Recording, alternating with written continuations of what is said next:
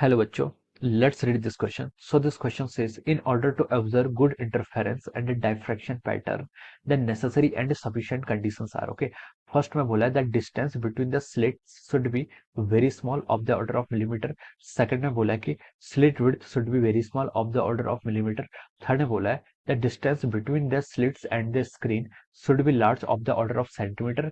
Fourth में बोला है the distance between the slits and the screen should be small of the order of millimeter.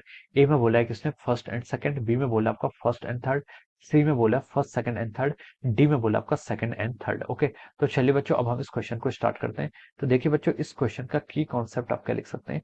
The key concept of this question, इस question का की concept लिख सकते हैं। हमें क्या चाहिए यहाँ पर? ऑब्जर्व करना है गुड इंटरफेरेंस एंड डायफ्रैक्शन। क्या ऑब्जर्व करना है आपको?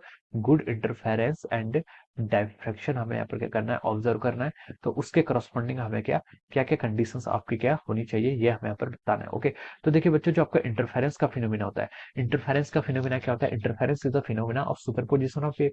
वेव जब आपकी सुपर इम्पोज करते हैं तो हम बोल सकते हैं यहाँ पर क्या होता है? रीडिस्ट्रीब्यूशन ऑफ एनर्जी होता है। एनर्जी का क्या होता है? रीडिस्ट्रीब्यूशन होता है और हमें इंटरफेरेंस पैटर्न क्या मिलता है। ओके, ये आपका इंटरफेरेंस पैटर्न होता है। डिफ्रैक्शन क्या होता है? जब आपकी जो लाइट है, लाइट जो आपकी सुपर इम्पोज कर रही है, वो क्या कर रही है? उसकी जो डायमेंशन होती है, उसकी जो लाइट की जो वेवलेंथ होती है, it should be of the order of the slit. Slit की जो विड्थ होती है उसके ऑर्डर के इक्वल होनी चाहिए। तब हम बोल सकते हैं कि यहाँ पर आपका डायफ्रैक्शन का फिनोमिना क्या होता है? आपका डोमिनेंट होता है या फिर डायफ्रैक्शन का फिनोमिना आपका पॉसिबल हो पाता है। ओके, तो इसके लिए हमें बोला है कि गुड इंटरफेरेंस और डायफ्रैक्शन पैटर्न की क्या क्या कंडीशन होनी चाहिए।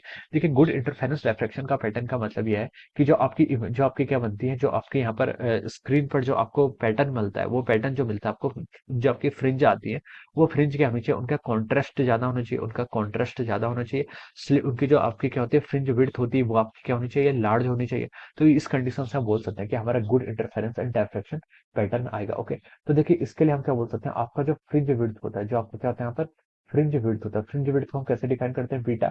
बीटा की वैल्यू आपकी किसके इक्वल होती है? आपकी lambda D by D. Okay, हम देखिए इसको ऐसे डिफाइन करते हैं आपका, ये मान लीजिए आपकी क्या है? दिस इज अवर, ये आपकी क्या है? स्लिट्स है, this are our slits. Okay, और ये आपकी स्क्रीन है। Okay, this is our screen, ये क्या आपकी स्क्रीन है, और ये क्या यहाँ पर इसमें आपकी स्लिट्स है। Okay, this is our slits. Okay, अब देखिए यहाँ पर जो आपका इनके बीच का जो डिस्टेंस होता है, स्क्रीन एंड स्लिट, ये आपका कैपिटल डी है।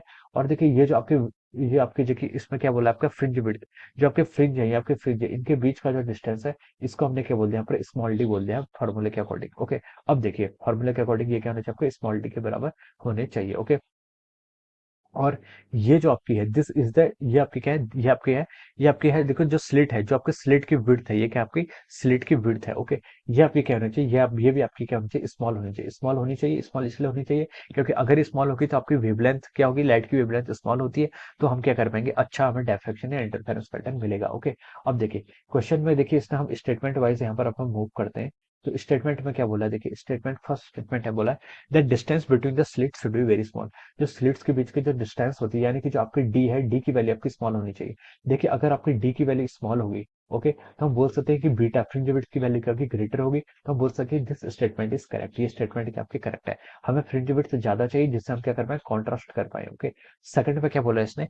The slit width should be very small. अगर आपके slit width should be very small, जो आपके स्लिट विड्थ है वो क्या होनी चाहिए? स्मॉल होनी चाहिए। ओके, जो आपके स्लिट्स है, स्लिट्स के बीच की जो आपकी डिस्टेंस है, ओके, ये जो डिस्टेंस आपकी जो हमने एरो से दिखाई है, ये क्या आपके स्लिट विड्थ, ये अगर आपकी स्मॉल होगी तो हम बोल सकते हैं कि इसकी वेवलेंथ जो स्मॉल होगी, तो इसका मतलब क्या? देखिए लाइट की वेवलेंथ स्मॉल होती है।